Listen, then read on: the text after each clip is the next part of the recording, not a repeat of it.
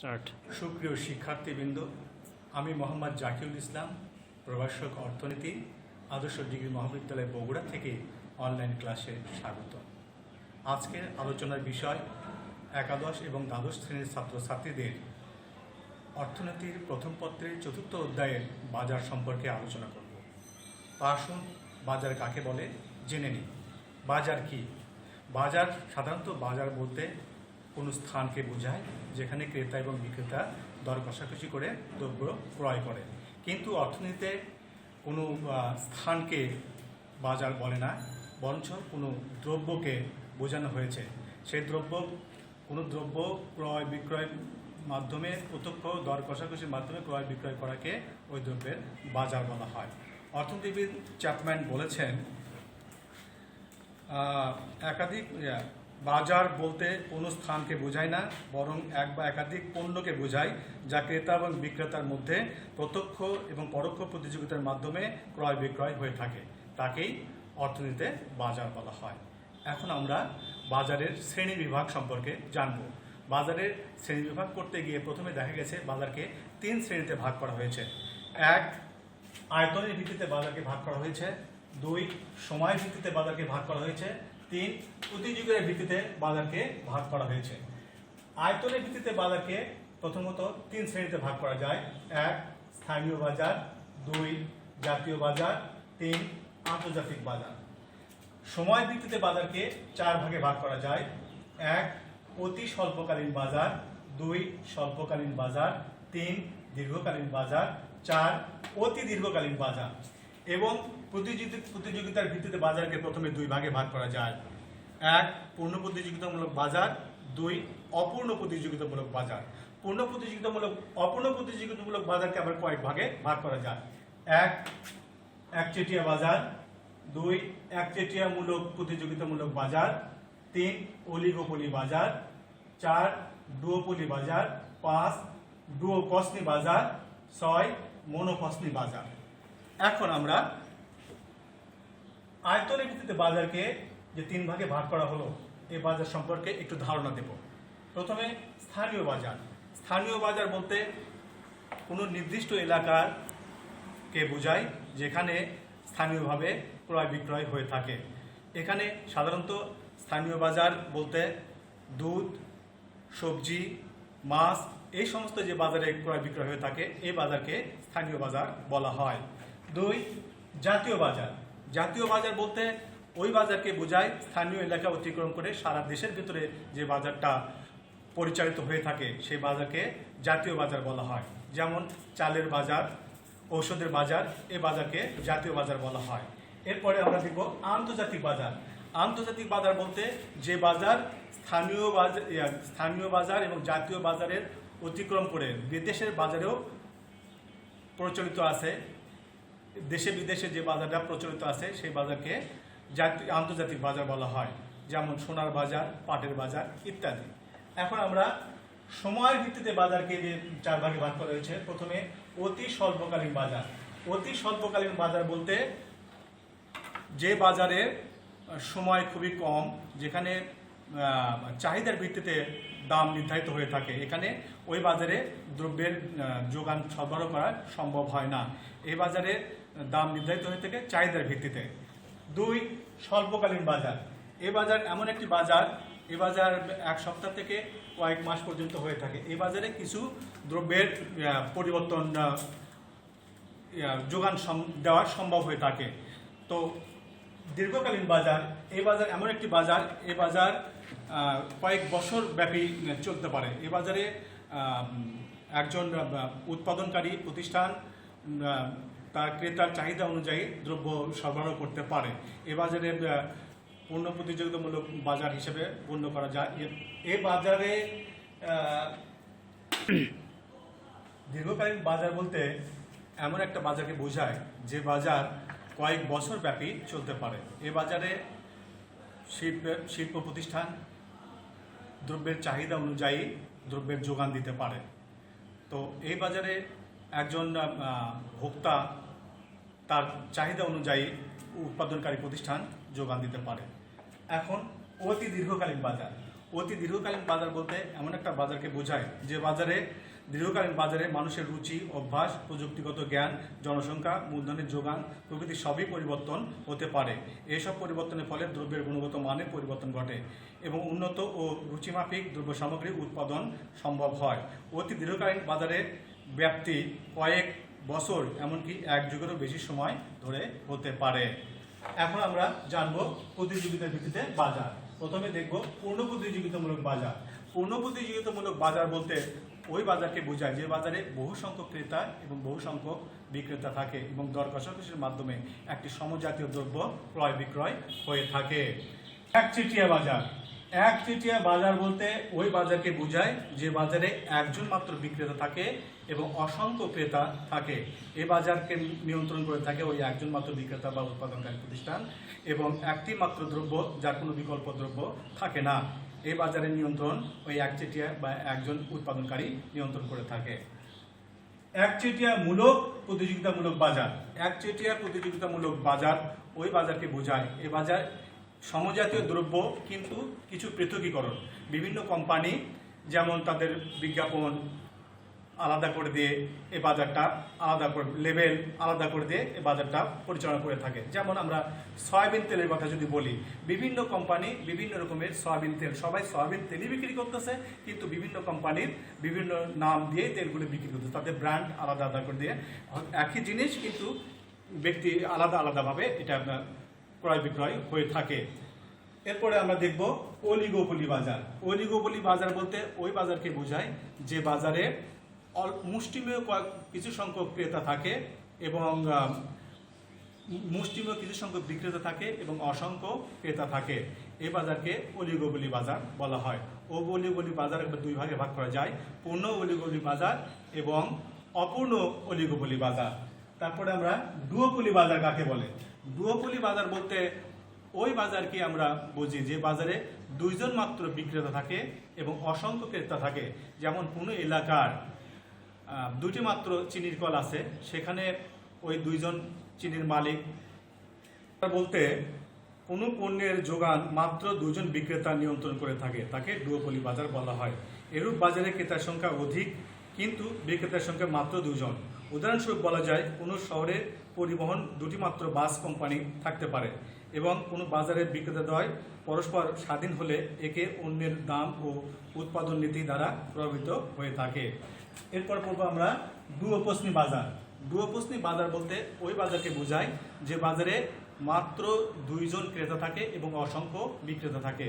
ডুওপসনি বাজার বলতে যেমন কোনো এলাকায় যদি দুইটি চিনির কল থাকে এবং অসংখ্য আখ চাষি থাকে, এই আখ চাষিরা ওই দুটি মাত্র চিনির কলেই তাদের সমস্ত আখ সরবরাহ করতে বাধ্য থাকে। এরপর মনোপসনি বাজার। মনোপসনি বাজার বলতে ওই বাজারকে বোঝায় যে বাজারে একজন মাত্র ক্রেতা থাকে এবং অসংখ্য বিক্রেতা থাকে।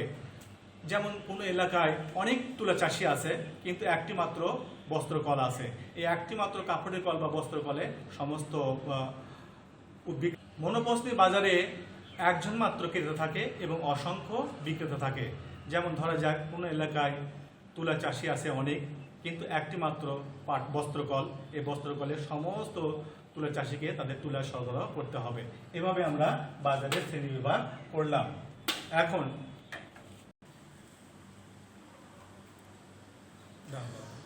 পূর্ণ প্রতিযোগিতামূলক বাজারে স্বল্পকালীন ভারসাম্য কিভাবে আসে সেটা আমরা ব্যাখ্যা করব। পূর্ণ প্রতিযোগিতামূলক বাজারে স্বল্পকালীন ভারসাম্য আসার আগে দুটি শর্ত আছে, প্রয়োজনীয় শর্ত এবং পর্যাপ্ত শর্ত। প্রয়োজনীয় শর্ত হচ্ছে পূর্ণ প্রতিযোগিতামূলক বাজারের ভারসাম্য, স্বল্পকালীন ভারসাম্য তখনই আসে যখন এমআর রেখা এমসি রেখা সমান হয়, সে জায়গায় ভারসাম্য আসে। এবং পর্যাপ্ত শর্ত হচ্ছে এমআর রেখা এমসি রেখাকে নিচের দিক থেকে ছেদ করবে এবং এখানে এমসি রেখার ঢাল ধনাত্মক হবে। এবং স্বল্পকালীন পূর্ণ প্রতিযোগিতামূলক বাজারে একটি ফার্ম তিনটি অবস্থায় উৎপাদন পরিচালনা করতে পারে। এক, অস্বাভাবিক মুনাফা অর্জন করতে পারে, স্বাভাবিক মুনাফা অর্জন করতে পারে এবং লোকসান দিয়ে ফার্ম ভারসাম্য অর্জন করতে পারে। এখন আমরা প্রথমে দেখব যে স্বাভাবিক মুনাফা অর্জন করে কিভাবে ফার্ম ভারসাম্য অর্জন করে। এখানে চিত্রে ও ওয়াই লম্ব অক্ষ এবং ও এক্স ভূমি অক্ষ। লম্ব অক্ষে আয়, ব্যয় এবং দাম দেখানো হয়েছে এবং ভূমি অক্ষে উৎপাদনের পরিমাণ এবং বিক্রয়ের পরিমাণ দেখানো হয়েছে। এখানে এই শর্ত অনুযায়ী আমরা এ আর পি দাম রেখা, এ আর রেখা, এম আর রেখা ভূমি অক্ষে সমান্তরাল হয়েছে এবং এমসি রেখা নিচের দিক থেকে এম আর রেখাকে ছেদ করেছে এবং এই ই বিন্দুতে ভারসাম্য এসেছে এবং ই বিন্দুতে দ্রব্যের উৎপাদনের পরিমাণ ও এম পরিমাণ উৎপাদন করেছে। এবার এখানে মোট আয় ও এম ইপি। এখন আমাদের গড় খরচ হয়েছে, গড় খরচ রেখাও এই ই বিন্দুকে, এ আর রেখাকে, এম আর রেখাকে স্পর্শ করেছে। এই ই বিন্দুতে ভারসাম্য এসেছে এবং এখানে মোট আয় ও এম ইপি এবং মোট ব্যয় ও এম ইপি। এখানে মোট মুনাফা 0। এখন প্রশ্ন হচ্ছে, একজন উৎপাদনকারী যখন মুনাফা 0 হয় সে অবস্থায় সে উৎপাদন করবে কেন? এখানে আমরা জানি যে উৎপাদনকারীর নিজস্ব শ্রমের মজুরি, নিজস্ব মূলধনের সুদ এবং নিজস্ব ভূমির খাজনা এই খরচের মধ্যে ধরা হয়। এই খরচের মধ্যে নিজস্ব মূলধনের সুদ, নিজস্ব শ্রমের মজুরি এবং নিজস্ব ভূমির খাজনা ধরা হয়। সেহেতু একজন উৎপাদনকারী স্বাভাবিক অবস্থায়, স্বাভাবিক মুনাফা অবস্থায় উৎপাদন কার্য পরিচালনা করে যাবে। এখন আমরা দেখব যে অস্বাভাবিক মুনাফা। অস্বাভাবিক মুনাফার ক্ষেত্রে লম্ব অক্ষে ও ওয়াই লম্ব অক্ষ এবং ও এক্স ভূমি অক্ষ। লম্ব অক্ষে দ্রব্যের আয়, ব্যয় এবং দাম দেখানো হয়েছে, ভূমির মধ্যে উৎপাদনের পরিমাণ দেখানো হয়েছে। এখানে এ আর রেখা, এম আর রেখা ভূমি অক্ষের সমান্তরাল হয়েছে। এখানে মোট আয় ও এম ই এফ এবং মোট ব্যয় রেখা, এসি রেখা এই এ আর রেখার নিচে অবস্থান করতেছে এবং এখানে মোট ব্যয় দেখা যাচ্ছে ও এম কিউ আর। এখানে মোট মুনাফা হচ্ছে পি ই কিউ আর, এই মোট মুনাফা। এখানে মোট আয় ও এম ই পি এবং মোট ব্যয় ও এম কিউ আর। এখানে মোট মুনাফার পরিমাণ পি ই কিউ আর। এইভাবে একজন উৎপাদনকারী অস্বাভাবিক মুনাফা অর্জন করতে পারে। এরপর আমরা দেখাবো একটি ফার্ম কিভাবে ক্ষতি স্বীকার করেও উৎপাদন কাজ চালিয়ে যায়, সেটা আমরা লক্ষ্য করব। ও ওয়াই লম্ব অক্ষ, ও এক্স ভূমি অক্ষ। লম্ব অক্ষে আয়, ব্যয় এবং দাম দেখানো হয়েছে, ভূমি অক্ষে উৎপাদনের পরিমাণ দেখানো হয়েছে। এখানে পি সমান সমান এ আর সমান সমান এম আর রেখাটি ভূমি অক্ষে সমান্তরাল হয়েছে এবং এমসি রেখা, এম আর রেখাকে ই বিন্দুতে ছেদ করেছে এবং এখানে ভারসাম্য হয়েছে। ভারসাম্য উৎপাদনের পরিমাণ ও এম। এমসি রেখা, এম আর রেখাকে ই বিন্দুতে ছেদ করেছে এবং এই ই বিন্দুতে ভারসাম্য এসেছে। এই বিন্দুতে ভারসাম্য আসলে এখানে মোট উৎপাদনের পরিমাণ ও এম। এখন মোট আয় হচ্ছে ও এম ইপি, কিন্তু ফার্মের খরচ আরো বেশি হয়েছে। এখানে ফার্মের খরচ এসি রেখা টি বিন্দুতে সেট করেছে। এখন ফার্মের মোট খরচ ও এম টি এস। এক্ষেত্রে ফার্মের মোট আয় ও এম ইপি এবং মোট খরচ ও এম টি এস। এখানে ফার্মের ক্ষতি হচ্ছে পিইটিএস। কিন্তু এই অবস্থায় ফার্ম যদি তার উৎপাদন বন্ধ করে দেয় তাহলে স্থির খরচ তাকে বেশি বহন করতে হবে। স্থির খরচ তখন তাকে পিএস আর কিউ পরিমাণ বহন করতে হবে। কিন্তু ফার্ম যদি উৎপাদন চালিয়ে যায় তাহলে তার পরিবর্তনের খরচ উঠে স্থির খরচ কিছু উঠবে। এই ক্ষেত্রে ফার্মের উৎপাদন চালিয়ে গেলে টিএসপিই পরিমাণ ক্ষতি হবে, আর যদি উৎপাদন বন্ধ করে দেয় তাহলে ফার্মকে টিএস আর কিউ পরিমাণ ক্ষতির সম্মুখীন হতে হবে। তাই একজন উৎপাদনকারী স্বল্প সময়ে উৎপাদন চালিয়ে যাবে। উৎপাদন চালিয়ে গেলে তার ক্ষতির পরিমাণ কম হবে এবং ক্ষতির পরিমাণ হবে টিএস ইকিউ। এভাবে একটা ফার্ম, পূর্ণ প্রতিযোগিতামূলক বাজারে একটা ফার্ম 3 অবস্থায় উৎপাদন কার্য পরিচালনা করতে পারে। একচেটিয়া বাজারে স্বল্পকালীন সময় কিভাবে ভারসাম্য আসে সেটা আমরা এখন আলোচনা করব। একচেটিয়া বাজারে ফার্মের 3 অবস্থায় ভারসাম্য আসে: স্বাভাবিক মুনাফা, অস্বাভাবিক মুনাফা এবং ক্ষতি স্বীকার করে একজন উৎপাদনকারী উৎপাদন কার্য পরিচালনা করে থাকে। উৎপাদনের দুটি শর্ত আছে, প্রয়োজনীয় শর্ত এবং পর্যাপ্ত শর্ত। প্রয়োজনীয় শর্ত হচ্ছে MR রেখা MC রেখার সমান্তরাল হবে এবং সেখানে ফার্মের ভারসাম্য উপনীত হবে। এবং পর্যাপ্ত শর্ত হচ্ছে MR রেখা MC রেখাকে নিচের দিক থেকে ছেদ করবে এবং MC রেখার ঢাল বেশি হবে। এখন স্বাভাবিক মুনাফার অবস্থায় একটা ফার্ম কীভাবে উৎপাদন পরিচালনা করে সেটা আমরা লক্ষ্য করব। এখানে OY লম্ব অক্ষ, OX ভূমি অক্ষ। লম্ব অক্ষে আয়, ব্যয় এবং দাম, ভূমি অক্ষে উৎপাদনের পরিমাণ দেখানো হয়েছে। এটা ফার্মের AR রেখা, এইটা ফার্মের MR রেখা। MR রেখাটাই এর রেখার নিচে অবস্থান করতেছে। আর MC রেখা MR রেখাকে F বিন্দুতে ছেদ করেছে এবং F বিন্দুতে ভারসাম্য এসেছে এবং ভারসাম্য উৎপাদনের পরিমাণ OM। এখানে ফার্মের মোট খরচ হয়েছে AC রেখা এই বিন্দুতে AC রেখা ছেদ করেছে এবং ফার্মের মোট আয় OM EP এবং মোট ব্যয় OM EP। এখানে ফার্মের মুনাফার পরিমাণ 0। কিন্তু আমরা লক্ষ্য করে দেখি একজন ফার্ম শূন্য অবস্থায় উৎপাদন কার্য পরিচালনা করবে কেন। এখানে লক্ষ্য করা যায় যে একটা ফার্মের একটা উৎপাদনকারীর নিজস্ব মূলধনের সুদ, নিজস্ব শ্রমের মজুরি এবং নিজস্ব ভূমির খাজনা এখানে খরচের মধ্যে অন্তর্ভুক্ত থাকে। এই কারণে একজন উৎপাদনকারী স্বল্পকালীন সময়ে স্বাভাবিক মুনাফায় উৎপাদন কার্য পরিচালনা করে থাকে। এখন আমরা দেখব অস্বাভাবিক মুনাফা। অস্বাভাবিক মুনাফার ক্ষেত্রে OY লম্ব অক্ষ, OX ভূমি অক্ষ। লম্ব অক্ষে আয়, ব্যয় এবং দাম দেখানো হয়েছে এবং ভূমি অক্ষে উৎপাদনের পরিমাণ দেখানো হয়েছে। এখানে AR রেখা, তার নিচে MR রেখা অবস্থান করতেছে। এই MC রেখা MR রেখাকে Q বিন্দুতে ছেদ করেছে এবং এখানে ভারসাম্য এসেছে, ভারসাম্য উৎপাদনের পরিমাণ OM। এখন AC রেখা যেহেতু AR রেখার নিচে অবস্থান করতেছে, সেই ক্ষেত্রে ফার্মের মোট আয় OM EP এবং মোট ব্যয় OM QR। এখানে ফার্মের মোট মুনাফা EPQR। এই পরিমাণ ফার্মের অস্বাভাবিক মুনাফা হয়। এই অবস্থায় ফার্ম উৎপাদন কার্য পরিচালনা করে থাকে। এরপরে আমরা লক্ষ্য করব ক্ষতি স্বীকার করেও একটা ফার্ম কেন উৎপাদন পরিচালনা করে, সেটা আমরা লক্ষ্য করব। এখানে OY লম্ব অক্ষ, OX ভূমি অক্ষ। লম্ব অক্ষে আয়, ব্যয়, দাম এবং ভূমি অক্ষে উৎপাদনের পরিমাণ দেখানো হয়েছে। এখানে ফার্মের মোট আয় OMPP এবং মোট ব্যয় OMFS। এখানে ফার্মের আয় অপেক্ষা ব্যয় বেশি হয়েছে, তাই ফার্মের ক্ষতি হয়েছে PTFS পরিমাণ ফার্মের ক্ষতি হয়েছে।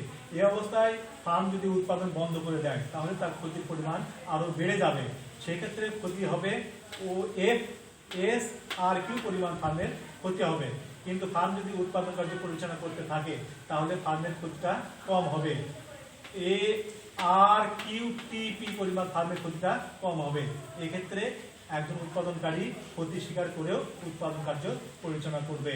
উৎপাদন কার্য পরিচালনা করলে তার ক্ষতির পরিমাণ হবে PTFS। এই অবস্থায় একজন উৎপাদনকারী তার উৎপাদন কার্য পরিচালনা করবে। এভাবে আমরা পণ্য প্রতিযোগিতার বাজারের একটি ফার্মের স্বল্পকালীন ভারসাম্য এবং একচেটিয়া বাজারের স্বল্পকালীন ভারসাম্য আমরা আলোচনা করলাম। ধন্যবাদ সবাইকে।